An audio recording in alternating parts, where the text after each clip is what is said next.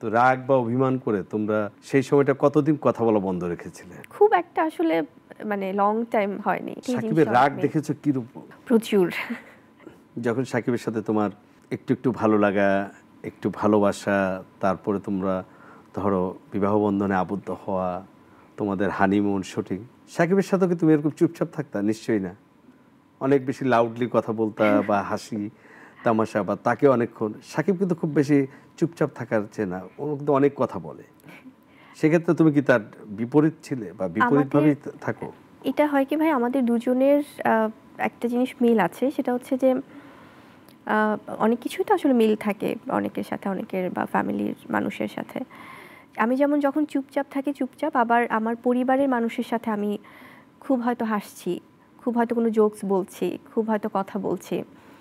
Same হচ্ছে ওনার ক্ষেত্রেও, উনি কিন্তু খুব কম কথা বলে শুটিং সেটে, চুপচাপ, খুবই স্বল্পভাষী যাকে বলে। আবার অ্যাট দ্য সেম টাইম যখন ফ্রেন্ডসদের সাথে থাকছে বা নিজের টিমের সাথে বা পরিবারের সাথে, বা যখন মানে আমি যখন দেখেছি যে আমরা একসাথে যখন কথা বলছি, তখন আবার অনেক কিছু শেয়ার করছে, অনেক কিছু বলছে।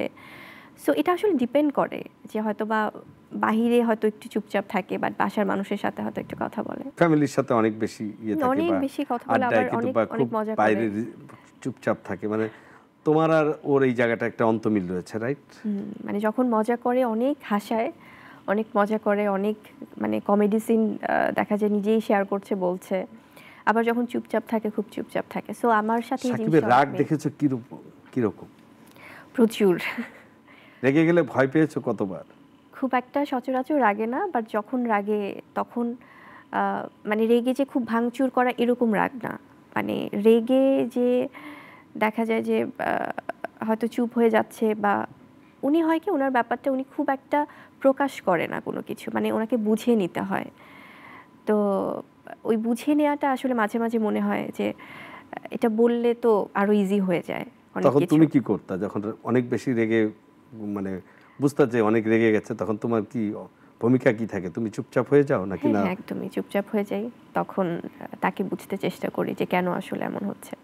যদি সঠিক হয় রাগটা, তখন হয়তো বোঝাই।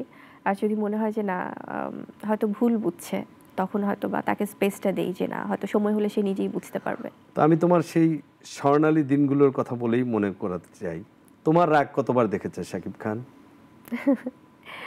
আমার রাগ আমি না আসলে সহজে রাগি না বাবু ভাই। আমি যখন আমার মনে হয় যে আমি খুব লজিক্যালি রাগি। কারণ আমার কাছে মনে হয় যখন যেটা মানে সঠিক হচ্ছে না, যখন যেটা সত্য না, ওই সময়গুলো আমার হয়তো রাগ হয়। রাগটা কি আসলে মানে রিঅ্যাক্ট করি আমি যে this is not right actually. ওই সময়টা তখন সে আমাকে খুব মানে দেখা যায় যে বোঝানোর চেষ্টা করে বা তো রাগ বা অভিমান করে তোমরা সেই সময়টা কতদিন কথা বলা বন্ধ রেখেছিলে?